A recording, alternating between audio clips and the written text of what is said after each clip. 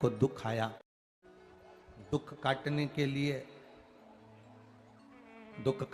लिए मेरा महादेव किसी को नहीं भेजता, खुद आता है। मेरे भक्त को दुख आया, मेरे भक्त को तकलीफ आई तो उसका दुख मैं काटूंगा, उसको तकलीफ में मिटाऊंगा।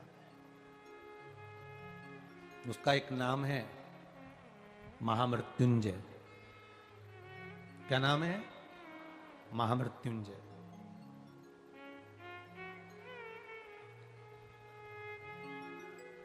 उसका एक नाम महामृत्युंजय, जो मृत्यु पर विजय प्राप्त कर ले, जो मृत्यु को जीत ले। मौत सामने खड़ी हो, इधर यम के दूत खड़े हैं और इधर मेरा महादेव स्वयं खड़ा है। यम के दूतों की सामर्थ्यता नहीं कि महादेव के सामने अंदर प्रवेश कर जाए। कितना सुंदर कहा है। जब जिंदगी बहुत संघर्ष में चल रही हो, बहुत दुख का जीवन चल रहा हो, बहुत कष्ट का जीवन चल रहा हो, बहुत कष्टमय जीवन चल रहा हो, तब शमी के 5 पत्ते, शमी के 5 पत्ते एक दुर्वा के साथ एक अक्षत चावल का एक दाना, वो भी हल्दी में भिंगोया हुआ हो या केसर में भिंगोया हुआ हो, शमी पत्र 5, एक दुर्वा, एक चावल का दाना, जो दिल से हृदय से बेलपत्री के वृक्ष के नीचे पार्थिव लिंग का निर्माण कर कर मट्टी का शिवलिंग बनाकर प्रदोष काल में, मतलब शाम के समय पर शिवलिंग बनाकर उस पे जल चढ़ाकर, जो ये 5 शमी का पत्र, एक दुर्वा और एक चावल का दाना, अपनी कामना कर कर, जो दुख चल रहा है बाबा से विनय कर कर एक एक पत्ता जब समर्पित कर दे, फिर एक दुर्वा समर्पित कर दे, फिर एक चावल का दाना समर्पित कर दे और बाबा का वहीं पर पुनः विसर्जन कर दे, 3 महीना तो जाने दो, 15 दिन के अंदर वो दुख कटता जरूर है। चाहे कोई भी दुख, किसी भी तरह का दुख क्यों हो। एक बेलपत्र के वृक्ष की परिक्रमा करने वाले को हजारों अश्वमेध यज्ञ का फल प्राप्त हो जाता है, हजारों अश्वमेध यज्ञ का फल प्राप्त हो जाता है। उसी तरह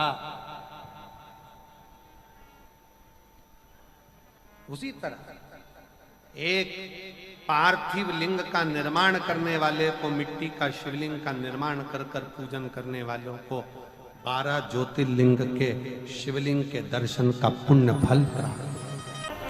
2 जल व्यक्ति के जीवन को बदलते। कितने जल? जम के बोलो जरा। 2 जल। एक देवाधिदेव महादेव के लिए भरा गया 1 लोटा जल, और दूसरा है स्वयं के लिए भरा गया 1 लोटा जल। यहाँ पर अगर बुजुर्ग मेरी माताएं बैठी होंगी, मेरी जीजियां बैठी हैं, मेरे जीजा बैठे हैं, बुजुर्ग जितनी माताएं बैठी हैं, वो पुराने समय का अगर लेख उठाकर देखेंगे तो पुराने समय के लोग भोजन करने बैठते थे ना, तो भोजन करने से पहले अपने पानी के लोटे को भरकर, अपना गिलास भरकर बैठते थे। किसी ने देखा है कि नहीं देखा? जम के बोलो जरा, देखा है आप लोगों ने? पुराने समय के लोग जब भोजन करने बैठते थे, पुराने समय के लोग जब भोजन करने बैठते थे, तो अपना पानी का गिलास, अपना पानी का लोटा पहले भरकर, आसन लग जाता था, बहू आसन लगा देती थी, बहू खाना बना देती थी, घर की पत्नी खाना बना देती थी, भोजन बना देती थी, घर के लोग भोजन दे देते थे। थाली कोई भी लगा कर ला कर दे, थाली कोई सजा कर ला कर दे, पर घर का जो व्यक्ति खाना खाने बैठता था, भोजन करने बैठता था, वो अपना पानी स्वयं भर कर बैठता।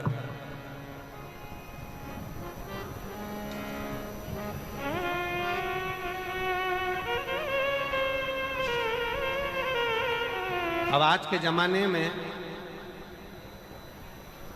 दुनिया के लोग कहते हैं मैं दुकान चला रहा हूं, दुनिया के लोग कहते हैं मैं घर चला रहा हूं, दुनिया के लोग कहते हैं मैं ये कर रहा हूं। तुम अपना खुद का पानी भरकर तो बैठ नहीं रहे और कह रहे हो कि घर चला रहा हूं।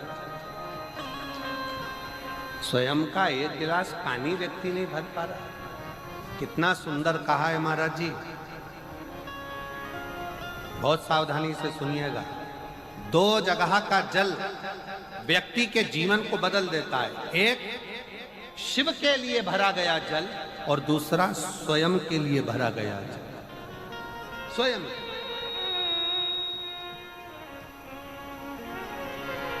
शंकर के मंदिर में जा रहे हो, एक लोटा जल अपने घर से भरकर लेकर चले जाओ और अपने घर में जब तुम भोजन करने बैठ रहे हो, जब तुम रोटी खाने बैठ रहे हो, भोजन करने बैठ रहे हो, भोजन ग्रहण करने बैठ रहे हो, जब तुम भोजन को ग्रहण करने के लिए बैठ रहे हो, तब अपने घर में जब तुम भोजन ग्रहण करने बैठ रहे हो तो एक लोटा जल या एक गिलास पानी भर कर बैठो। बहू अच्छी है, पानी भरेगी, मना नहीं है। बेटा अच्छा है, पानी भरेगा, मना नहीं है। पोता अच्छा है, पोती अच्छी है, नाती अच्छा है, पंती अच्छा है, घर में सब अच्छे हैं। तुम्हारी पत्नी भी अच्छी है, तुम खाना खाओगे तो वो पानी ला कर दे देगी। तुम्हारी बहू भी अच्छी है, तुम भोजन करोगे तो वो पानी ला कर दे देगी। तुम्हारा परिवार का हर व्यक्ति अच्छा है, तुम्हारा कहना मानता है। तुम जिमने बैठोगे, भोजन करने बैठोगे तो वो पानी ला कर देगा। पर शिव पुराण की कथा कहती है, जो व्यक्ति भोजन करते समय अपना जल स्वयं भर कर बैठता है, उसकी जिंदगी में से 3 रोग समाप्त हो जाते हैं। कितने रोग समाप्त हो जाते हैं? 3। पहला, अपना जल स्वयं भर कर बैठने वाले के घुटने का कभी भी डॉक्टर उसके घुटने बदलने का बोलेगा ही नहीं, घुटना बदल ही नहीं सकता। स्वयं का जल भर कर बैठे। दूसरे नंबर पर, जिसकी रीढ़ की हड्डी में कमर से लेकर कंधे तक जिसकी हड्डी में दर्द होता हो, या जो सुबह सुबह सोकर उठता हो और उसके कंधे दुखते हो या पीठ दुखती हो। दूसरे नंबर का रीढ़ की हड्डी का दर्द। और तीसरे नंबर का, डॉक्टर को दवाई खा खा कर परेशान हो गए और आधा सिर का रोग, भुकुटी, ये भौएं दुखती हो, सिर दुखता हो, ये कान के पास का दर्द होता हो, तो अपना भोजन करते समय अपना पानी स्वयं भर कर बैठो। आपको ये 3 रोग से मुक्ति अपने आप मिलना प्रारंभ हो, अपने आप। अब किसी ने कहा, गुरुजी पत्नी पानी ला कर देती है, पति पानी ला कर देता है, बेटा पानी ला कर देता है, बहू पानी ला कर देती है, पोता पोती पानी ला कर देते हैं, नाती पंती पानी ला कर देते हैं, नौकर लगे घर में वो पानी ला कर देते हैं, सेवादार लगे घर में वो पानी ला कर देते हैं, तो हमको पानी लाना क्यों जरूरी है?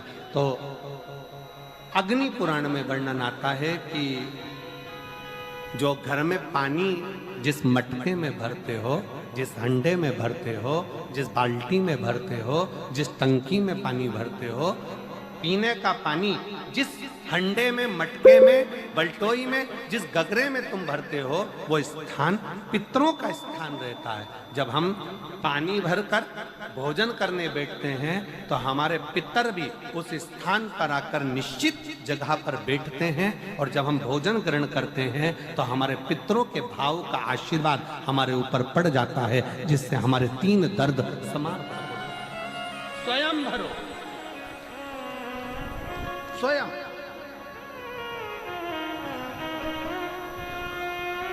अब आज का जमाना इतना विचित्र है कि नौकर चाकर, परिवार, घर इतना बड़ा हो गया। आज के जमाने में कोई सोफे पे से उठना पसंद नहीं करता, वहीं से आवाज लगा देते हैं, ला मेरा भोजन लगा दे, रोटी लाओ। रोटी आई तो मालूम पड़ा पानी ला कर रखा बहू ने। वो बहू ला देगी, बहुत अच्छी है, बहू बेकार नहीं है, बहुत अच्छी है, बेटी बहुत अच्छी है, ला देगी पानी, भोजन भी लाएगी, पानी भी लाएगी, सब कुछ लाएगी। पर पहला फर्ज अपना है, जब तक शरीर चले, पांव चले, हाथ पैर चले, और तुम पलंग पर नहीं पड़े हो, तुम्हारा शरीर अगर चल रहा है तो पहले रसोई घर में जाओ, लोटा भर, लोटा नहीं भर सकते तो गिलास भरो, गिलास नहीं भर सकते तो थोड़ा सा कटोरी में पानी भरो, पर अपने पीने के लिए थोड़ा सा जल स्वयं के लिए लेकर आओ। वो जल इतना कारगर होगा कि तुम्हें रोग से निवारण करता चले जाएगा, रोग समाप्त करता चलेगा। नंदी ने कही है, नंदी ने ये बात जो कही वो वास्तव में बड़ी सुंदर है कि मान लो यदि कोई कार्य तुम्हारा हो नहीं रहा और पूरी दुनिया में तुमने कर कर देख लिया, बहुत प्रयास कर कर देख लिया, तो भी वो कार्य अगर तुम्हारा नहीं होता, तो फिर एक काम करो कि शिव की स्तुति करो, शंकर की स्तुति, शंकर का गुणगान, शंकर की भक्ति, शंकर का स्मरण।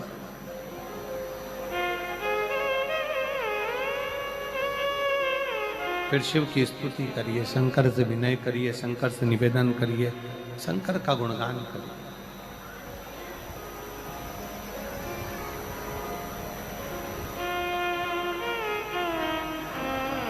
पर भगवान की भक्ति होती कब?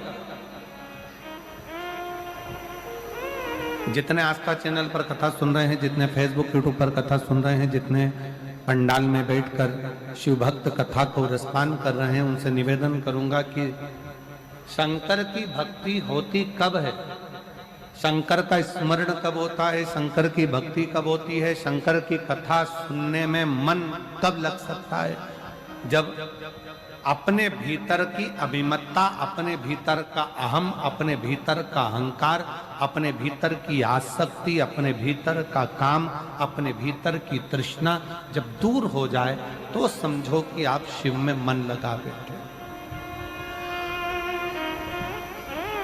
कितने सारे लोग बैठे हैं यहाँ पर कथा में, सब पंडालों के अंदर लोग शिव भक्त बैठे हुए हैं। कई लोग ऐसे भी होंगे जिनका आकर बैठ तो गए पर दिल नहीं लगता।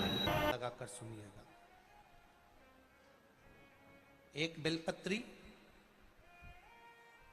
और उस बेलपत्री में एक चंदन की बिंदी और एक अक्षत का दाना मात्र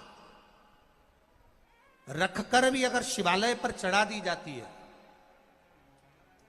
एक बेलपत्री, एक चंदन का बिंदी, और चंदन फिर निवेदन करेंगे। आज के जमाने में तुम लोग सब घिसा घिसाया, पड़ा पड़ाया, डब्बी का सामान ले लेकर, वो नहीं, चंदन की मुठिया रखो, थोड़ा सा भी घिसो, जरा सा भी घिसो, उसकी एक बिंदी और एक चावल का दाना जब हम भगवान देवाधिदेव महादेव को समर्पित करते हैं, अपनी कामना कर कर समर्पित करते हैं, तो निश्चितता है, पुराण की कथा कहती है, शंकर भगवान उसका फल शीघ्र प्रदान कर देते हैं। भले आपने कुछ करा ना करा, उसका फल तुम्हें मिल जाता। में जाना, लोटा भरकर जल समर्पित करना, और कभी तुम्हारे जीवन में अगर तुमको लग रहा है कि मैं दुखों से पीछा छूट ही नहीं रहा, तब उस जगह पर बेलपत्री के मध्य भाग में पीला चंदन, ये जो पत्ती है और ये दो पत्ती हैं, ये बड़ी पत्ती और ये बीच की जो दो पत्ती हैं, इसके बीच में जो डंडी का भाग रहता है, जो बीच में डंडी का जो भाग है, बड़ी पत्ती और ये दो छोटी पत्ती के मध्य में जो डंडी का भाग है, उस डंडी के भाग में पीला चंदन और एक अक्षत पीला, शंकर भगवान को आप अगर प्रदोष काल में समर्पित कर रहे हैं, तो ये निश्चित है कि धीरे धीरे कर कर वो दुख समाप्त होगा, वो दुख कटेगा ही। प्रकट वर्णन किया गया शंकर भगवान की आराधना में, शिव की आराधना में, जब तुम्हें लगता है कि तुम्हारा व्यापार नहीं चल रहा, कोई तुम्हें धोखा दे रहा है, लक्ष्मी नहीं आ रही, बहुत चिंता में पड़े हुए हो, बहुत टेंशन में जिंदगी चल रही है, बहुत बीमारियां तुमको घेर ली है और चारों तरफ अंधेरा ही अंधेरा नजर आ रहा है, तुमने विचार करा अब मैं तो मर जाऊं तो अच्छा, मैं सुसाइड कर लूं तो अच्छा, मैं मर जाऊं तो अच्छा, तो मरने से पहले एक काम कर कर देखना, शंकर भगवान की आराधना कर कर देखना, शिव पर एक लोटा जल चढ़ा कर देखना, और ज्यादा चिंता, ज्यादा टेंशन हो तो बेलपत्री के जड़ को घिसकर उसका चंदन बनाकर शंकर को लेपन कर कर उसकी भी आराधना कर कर देखना कि बेल चंदन का फल क्या है। बेलपत्र, एक बेल, ये कोई साधारण नहीं, एक बेलपत्र, एक बेल, ये कोई साधारण नहीं। एक बेल इसकी नीचे की डंडी से लेकर ये दो पत्तियां जहां लगी हैं और दो पत्ती से लेकर ये बीच की जो पत्ती है उसमें जो गैप है, उसमें जो जगह है, दिख रही है आपको?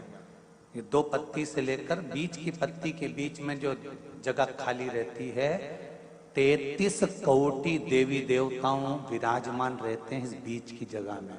जब शिव जी को चढ़ाया जाता है तब इस पत्ती के बीच की जगह शंकर के शिवलिंग पर रखा जाता है, तो शिव जी इतने प्रसन्न होते हैं कि मेरी स्तुति करने के लिए ये भक्त 33 कोटि देवताओं को लेकर आया है, मेरी स्तुति करने के लिए। लोग चावल लाए, लोग अंबारियां लाए, धन लाए, दौलत लाए, संपदा लाए, पर एक शंकर का भक्त ऐसा होता है जो एक बेलपत्री के रूप में 33 कोटि देवताओं को, 64 योगिनियों को, आदि शक्तियों को शंकर को समर्पित करता है।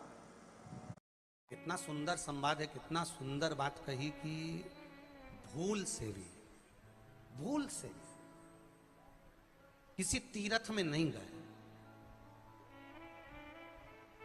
कहीं हमने गौदान नहीं करा, कहीं हम किसी तीर्थ में नहीं गए, हमने कहीं गौदान नहीं करा, हमने कहीं ब्राह्मण भोजन नहीं कराया, हम कहीं गंगा यमुना कावेरी सरस्वती नर्मदा छिपरा पुण्यवान नदी में हम स्नान नहीं कर पाए। शिव महापुराण की कथा कहती है भूलवश भी अगर पिपलेश्वर या बटकेश्वर किसी शिवालय पर भूल से भी अगर एक लोटा जल चढ़ जाता है तो देव अधिदेव महादेव सारे तीर्थों का फल अपने आप प्रदान कर देते हैं। भूल से भी चढ़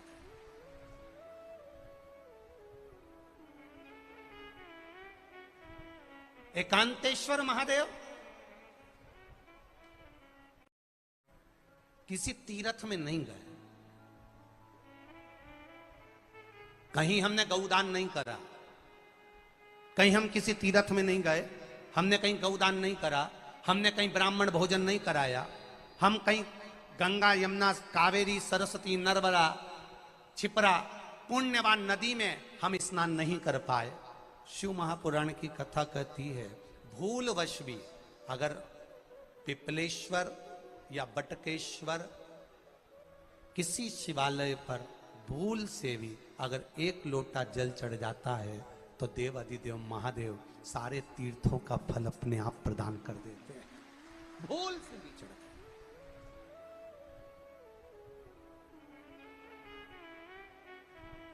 एकांतेश्वर महादेव जो कि एकांत में बैठा हुआ है, एकांतेश्वर महादेव अकेला बैठा है अलमस्त होकर। आप जा रहे हो गाड़ी लेकर, आप 4 व्हीलर गाड़ी में जा रहे हो, ट्रैक्टर में जा रहे हो, ट्राली में बैठकर जा रहे हो, क्रूजर में बैठकर जा रहे हो, 2 व्हीलर गाड़ी में बैठकर जा रहे हो, और एकांतेश्वर महादेव का मंदिर दिख गया कोई एकांत में, भले उसका नाम नहीं मालूम तुमको कि कौन सा महादेव, पर अकेला बैठा है जंगल में वृक्ष की छांव में एक ओटले पर, कोई दीवार नहीं, कोई जाली नहीं, कोई गेट नहीं, कुछ भी नहीं। ये शिव मंदिर में जाकर एक लोटा जल समर्पित करती थी, और शास्त्र कहता है कि शंकर के मंदिर में अगर एक लोटा जल कोई एक परिवार का व्यक्ति भी समर्पित कर रहा है तो समझ लेना कि वो अपनी 71 पीढ़ी को पार लगा रहा है। वो अकेला नहीं, 71 पीढ़ी को पार लगा रहा है। शिव महापुराण की कथा कहती है जब बच्चा गर्भ में आता है, माता के गर्भ में जब संतान आती है और माता के गर्भ में जब संतान रहती है, उस 9 महीने में स्त्री नारी अगर कहीं शंकर के मंदिर के सामने से निकल जाए, या शिवालय का जल स्त्री को मिला हो, या शंकर भगवान का कोई प्रसाद, या शंकर भगवान का कोई नाम जाप, या शंकर भगवान का कोई मंत्र जाप उस स्त्री के कानों में पहुंच जाए, तो जो गर्भ में बच्चा होता है वो बच्चा शंकर की कथा तक या शिवालय तक उसको बिना बोले ही वो अपने आप चला ही जाता है, पहुंच ही जाता है। उस गर्भ में रहने वाले बच्चे को भगवान शंकर के मंदिर के सामने से भी कोई गर्भवती स्त्री निकल कर चली जाती है तो उसका भी फल उसको प्राप्त हो जाता है। उसका भी फल उसको प्राप्त हो जाता। और वो फल साधारण नहीं होता। कितना सुंदर कहा है